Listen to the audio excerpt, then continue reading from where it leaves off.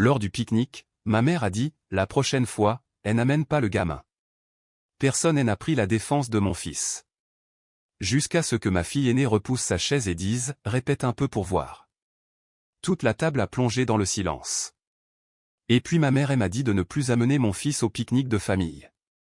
Son propre petit-fils, 6 ans, à qui il manque les 2 dents de devant, passionné par les dinosaures, et elle aime à regarder droit dans les yeux, par-dessus le saladier de piémontaise, et a dit, la prochaine fois, elle n'amène pas le gamin. Comme s'il était un chien errant qui venait de débouler du jardin du voisin. Et personne, ni mon père, ni mon oncle, ni ma tante, n'a prononcé un seul mot. Il y avait 23 adultes à cette table, et le silence était si lourd qu'on aurait pu s'étouffer avec.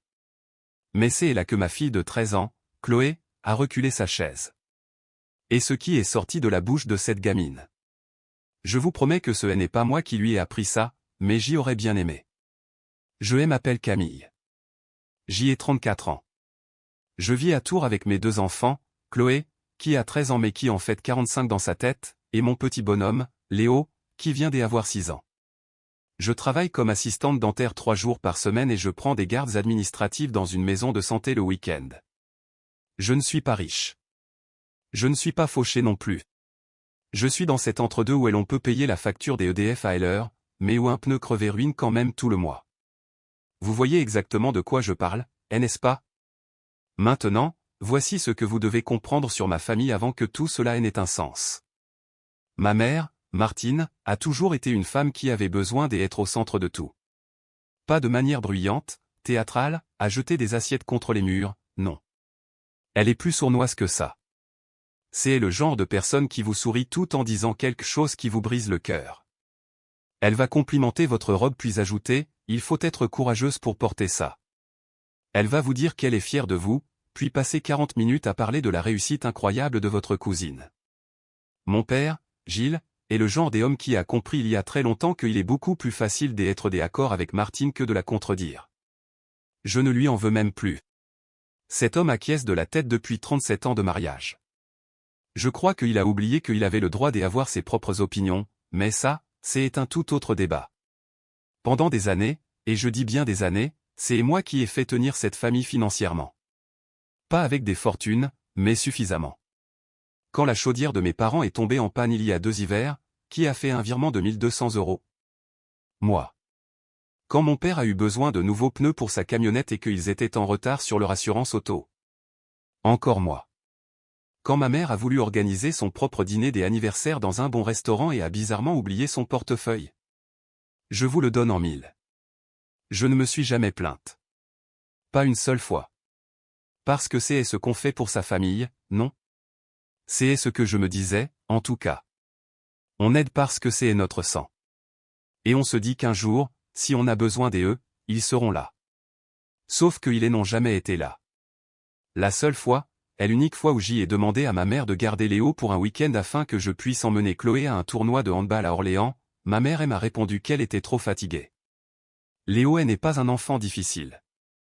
Il regarde ses dessins animés, il mange tout ce qu'on lui met dans son assiette et il se couche à 20h30 sans faire des histoires. Mais elle était trop fatiguée. Et puis j'y ai vu sur Facebook que ce même week-end, elle avait organisé une soirée tarot avec 6 de ses copines et préparé 3 sortes de tapenades et rillettes. 3 sortes de rillettes, mais trop fatiguée pour son petit-fils. Ça m'a fait mal, mais j'y ai ravalé ma fierté. Je ravalais toujours tout. Maintenant, je dois vous parler de ma cousine Delphine. C'est la fille de la sœur de ma mère, et elle vit à environ 40 minutes de chez nous, à Amboise. Delphine et moi sommes très proches depuis toute petite. C'est la seule personne dans cette famille qui m'a déjà regardé pour me dire, Camille, tu n'es pas obligée de continuer à faire ça. Elle le voyait. Elle voyait comment ma mère me traitait, comme un distributeur de billets sur pattes, et elle détestait ça. Delphine était mon roc. Chaque fois que je l'appelais en pleurs après une énième réflexion de ma mère, Delphine me disait, note-le. Un jour, tu auras besoin de te rappeler pourquoi tu as arrêté. J'y aurais dû l'écouter plus tôt.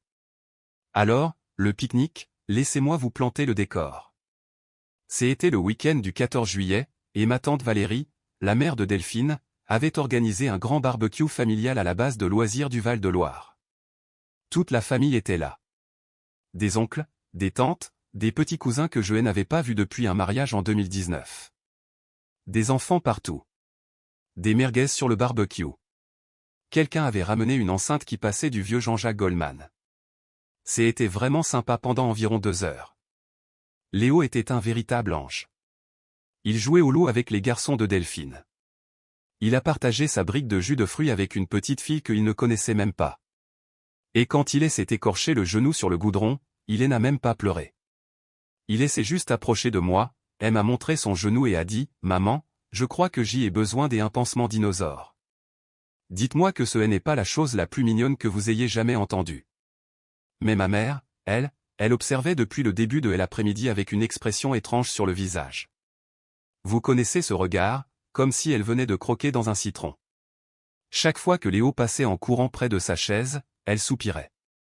Quand il a accidentellement bousculé la table et qu'un gobelet de grenadine s'est renversé, même pas sur quelqu'un, juste dans l'herbe, elle a dit assez fort pour que la moitié de la table elle entende, c'est exactement pour ça. C'est exactement pour ça. Pourquoi, maman? J'y ai laissé couler. J'y ai essuyé la grenadine. J'y ai dit à Léo de faire attention et je me suis rassise. Puis le dîner a commencé. On mangeait tous, et Léo était assis à côté de Chloé. Il était très sage. Il avait du ketchup sur le menton et il balançait ses jambes sous la table parce que le banc était trop haut pour lui, mais il a 6 ans. C'est ce que font les enfants de 6 ans. Et sorti de nulle part, ma mère pose sa fourchette, me regarde de l'autre côté de la table et dit avec un sourire, toujours avec ce sourire, Camille, la prochaine fois, elle n'amène peut-être pas le gamin. Ce serait plus simple pour tout le monde. La table est devenue silencieuse. Je veux dire, un silence total, comme si quelqu'un avait appuyé sur le bouton muet de toute la base de loisirs. Ma tante Valérie a baissé les yeux sur son assiette. Mon oncle Bernard s'est soudainement découvert une passion pour sa merguez. Mon père a pris une gorgée de sa bière et a regardé le ciel comme s'il cherchait des avions. Et Léo elle a entendu. Il a 6 ans, il n'est pas sourd. Il a levé vers moi ses grands yeux marrons, toujours avec du ketchup sur le menton, et a chuchoté, « Maman, mamie ne veut pas que je sois là. » Vous comprenez ce que ça fait à une mère? Pouvez-vous seulement l'imaginer? J'y ai ouvert la bouche. J'y allais dire quelque chose. Je ne sais même pas quoi. Probablement quelque chose de poli, de mesuré, quelque chose pour maintenir la paix. Parce que c'est ce que j'y ai toujours fait. Maintenir la paix, ravaler ma fierté, sourire, faire le chèque. Mais avant même que je puisse prononcer un seul mot, Chloé a posé son morceau de pain. Ma fille de 13 ans, qui était assise là, a mangé tranquillement dans son coin, a posé son pain, elle s'est essuyé les mains avec sa serviette, a reculé sa chaise et elle s'est levée. Elle a regardé ma mère droit dans les yeux, et elle a dit, répète un peu pour voir. Elle ne criait pas, elle ne hurlait pas. Sa voix était calme, posée. À 13 ans, debout dans son t-shirt de handball, les cheveux en queue de cheval, elle a dit ça comme si elle mettait ma mère au défi de répéter. Toute la table s'est figée. La main de ma tante Valérie s'est arrêtée à mi-chemin de sa bouche. Ma mère a regardé Chloé comme si elle n'en croyait pas ses oreilles. Et honnêtement, moi non plus. Ma mère a eu ce petit rire, vous savez, ce rire méprisant, et a dit, Chloé, assieds-toi. C'est une conversation des adultes. Et Chloé a répondu, alors arrête de te comporter comme une gamine. Je crois que mon oncle Bernard s'est réellement étouffé avec son morceau de baguette. Mais c'est là que les choses se sont compliquées, car ma mère n'allait pas encaisser ça et passer à autre chose. Oh que non. Martine ne perd pas une dispute, et encore moins face à une gamine de 13 ans. Elle aime à regarder, moi, pas Chloé, et a dit, voilà ce qui arrive quand on n'apprend pas le respect à ses enfants. Et j'y ai ressenti cette vieille habitude familière, ce poids dans ma poitrine qui me disait de m'excuser, d'arrondir les angles, d'attraper le bras de Chloé et de dire, ma puce, assieds-toi. De préserver la paix à mes propres dépens. Mais quelque chose était différent cette fois-ci. Peut-être que c'était le fait de voir le visage de Léo. Peut-être que c'était d'entendre ma propre fille faire ce que j'y avais eu trop peur de faire pendant 34 ans. Peut-être que j'y étais juste enfin, définitivement fatigué. J'y ai regardé ma mère et j'y ai dit, Martine, Léo est ton petit-fils, et si tu ne peux pas le traiter comme quelqu'un de la famille, alors je ne vois pas pourquoi je continuerai à te traiter comme ma famille. Et puis j'y ai pris mes 2 enfants, mon saladier de piémontaise et ma dignité, et j'y ai marché jusqu'à la voiture. Mais croyez-moi, ce n'était que le début.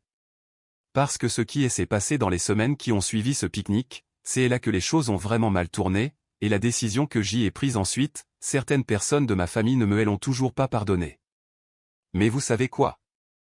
Je le referai dès demain.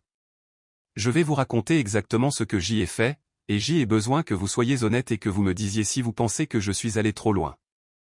Après ce pique-nique, je suis rentré à la maison avec mes enfants sur la banquette arrière et mes mains qui tremblaient sur le volant. Chloé n'a pas dit un mot du trajet, elle regardait juste par la fenêtre.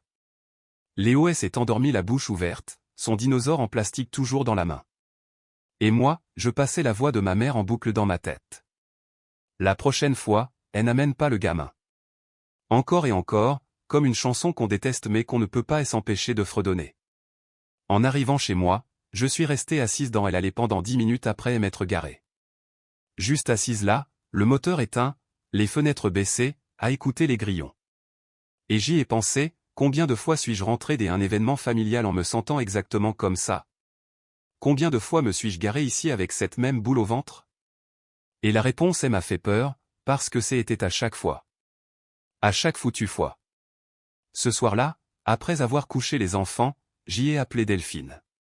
Elle a décroché à la première sonnerie, ce qui vous dit tout ce que vous devez savoir sur Delphine. Je lui ai raconté ce qui s'était passé. Chaque mot, chaque regard, chaque seconde de silence de chaque personne à cette table. Et quand j'y ai eu terminé, Delphine a dit quelque chose que je n'oublierai jamais. Elle a dit, « Camille, tu fais des chèques à des gens qui ne te donneraient même pas un verre d'eau si tu prenais feu. Quand vas-tu arrêter ?»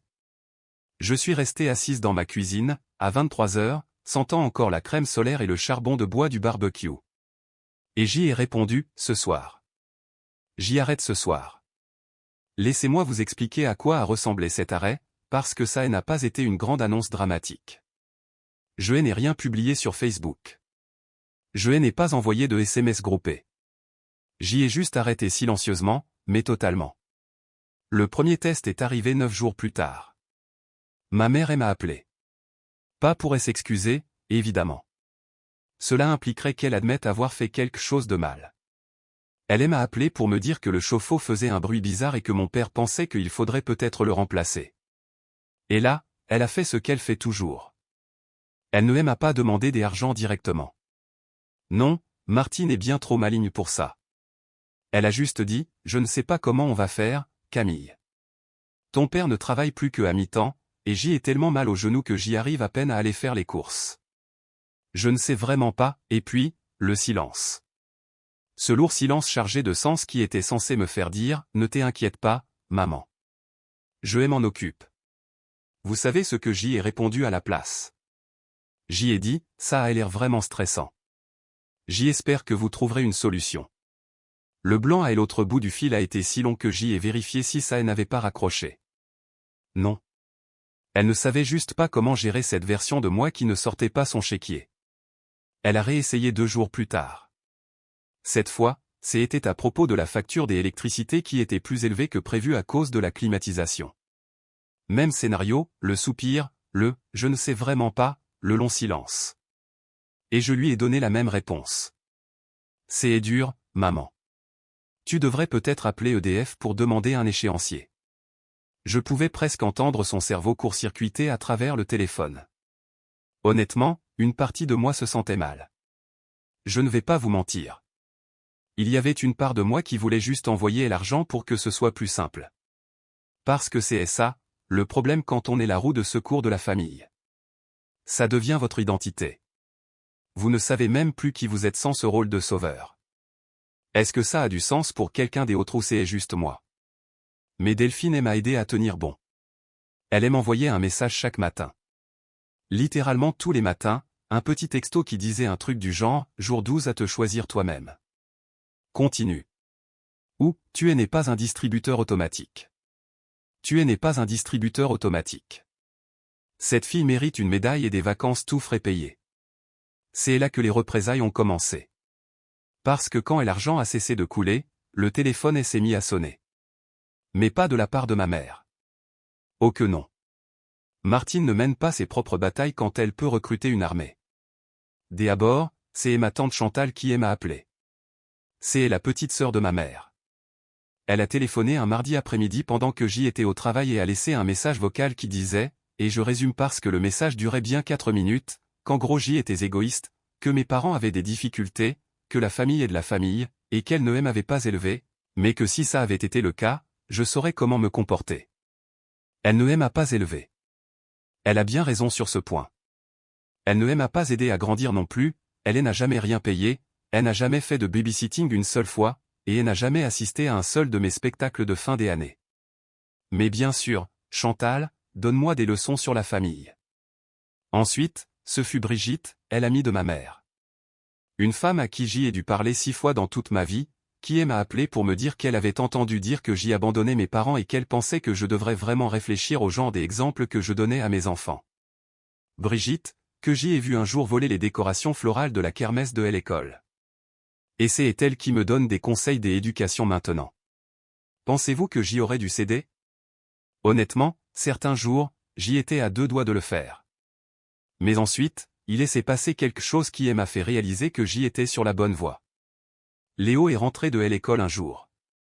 C'était environ 3 semaines après le pique-nique, et il s'est assis à la table de la cuisine pendant que je préparais le dîner.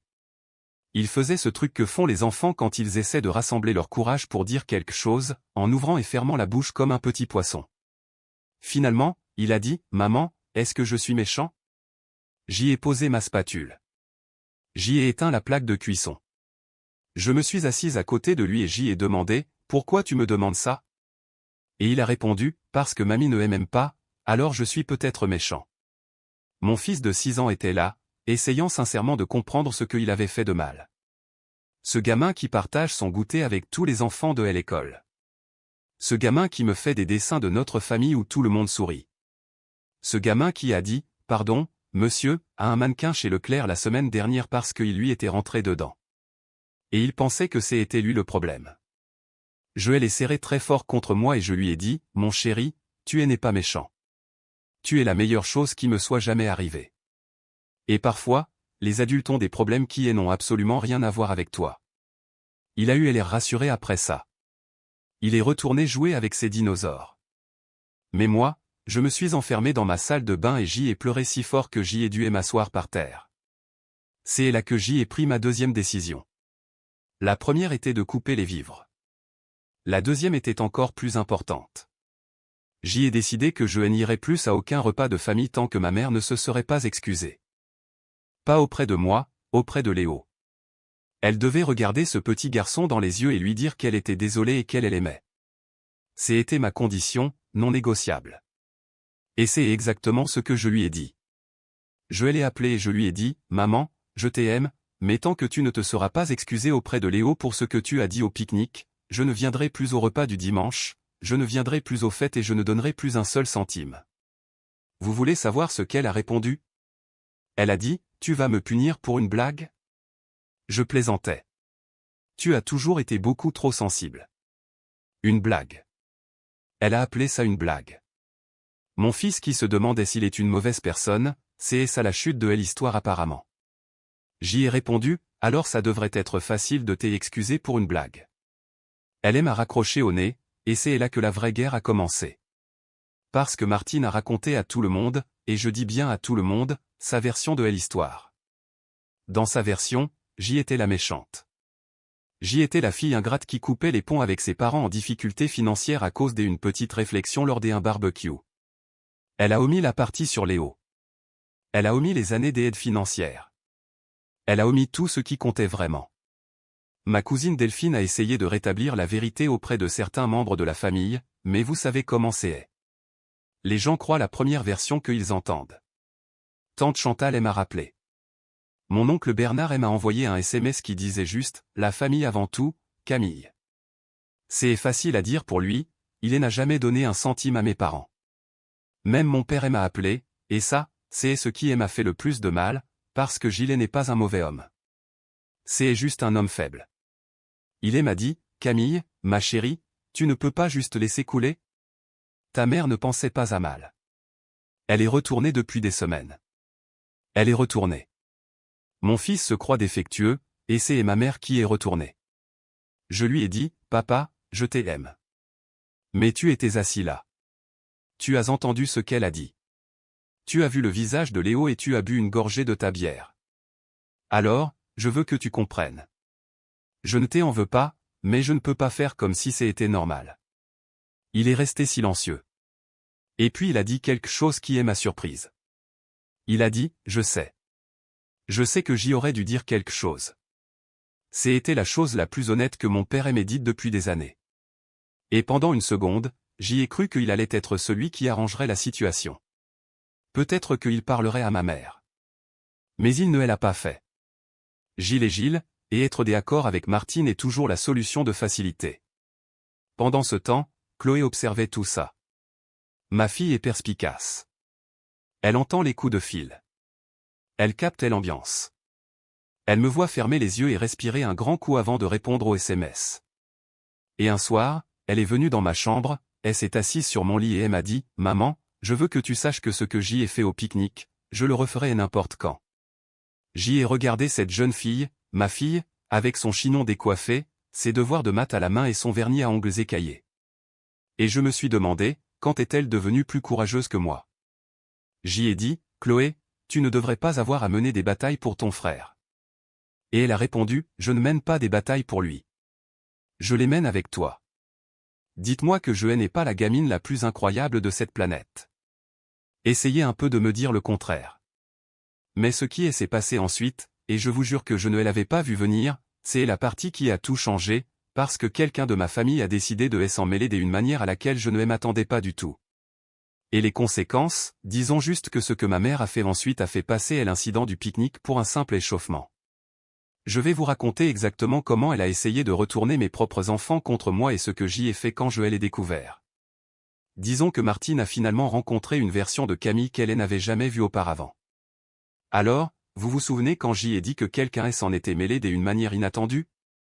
Environ 5 semaines après le pique-nique, Chloé est rentrée du collège avec un comportement bizarre. Pas contrariée, juste, elle n'arrêtait pas de regarder son téléphone et de le poser face contre table. Si vous avez un adolescent, vous savez que quand le téléphone est face contre table, il se trame quelque chose. Je lui ai laissé de l'espace. On a dîné. Léo nous a raconté une histoire de 10 minutes sur un lézard dans la cour de récré qui n'avait absolument aucun sens, et elle a applaudi à la fin quand même.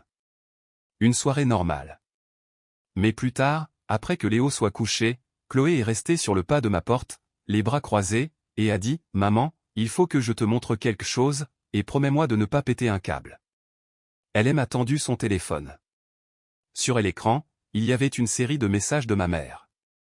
Martine avait récupéré le numéro de Chloé, probablement grâce à tante Chantal qui a le tact d'un éléphant dans un magasin de porcelaine, et envoyait des SMS à ma fille de 13 ans depuis 3 jours.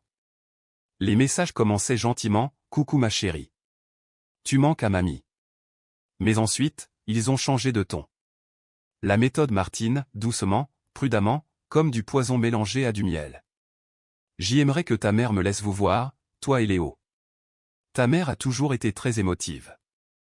Même à ton âge, elle réagissait de manière excessive. Tu pourrais peut-être lui parler de ma part. Elle recrutait ma fille. Dire à une enfant que sa mère est le problème. Demander à ma gamine de faire son sale boulot. Et la chose qui m'a fait bouillir le sang, elle n'a jamais mentionné Léo. Pas une seule fois. Elle n'a pas demandé comment il allait.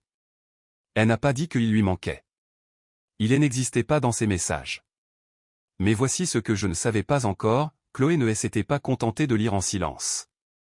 Elle avait répondu au message disant que j'y étais émotive. Chloé avait écrit, « Ma mère n'est pas émotive. Elle en a juste marre de faire semblant que tout va bien quand ce n'est pas le cas. Il y a une différence. Et à celui qui lui demandait de me parler, je ne vais pas demander à ma mère de pardonner à quelqu'un qui ne s'est pas excusé. Ce ne serait pas logique, si ? » J'y ai fixé ce téléphone pendant un long moment. Puis j'y ai regardé Chloé, qui se rongeait l'ongle du pouce comme si elle s'attendait à être punie, et je lui ai dit, « Tu es l'être humain le plus incroyable que j'y ai jamais rencontré. » Elle a demandé, « Donc je ne suis pas punie ?» J'y ai répondu, « Ma puce, la seule personne qui va passer un sale quart d'heure, c'est ta grand-mère. Maintenant, voici le moment où certaines personnes de ma famille disent que je suis allé trop loin, et je veux sincèrement savoir si vous êtes d'accord. J'y ai fait des captures des écrans de chaque message que ma mère a envoyé à Chloé. Tous. Et je les ai envoyés à chaque personne qui m'avait traité des égoïstes. Tante Chantal, oncle Bernard, Brigitte et son vol de fleurs à la kermesse. Aucun commentaire de ma part, juste les captures des écrans avec une seule ligne, voilà ce qu'elle fait maintenant. Tante Chantal a appelé, et pour la première fois, elle n'a pas commencé par défendre ma mère. Elle a dit, je ne savais pas qu'elle faisait ça.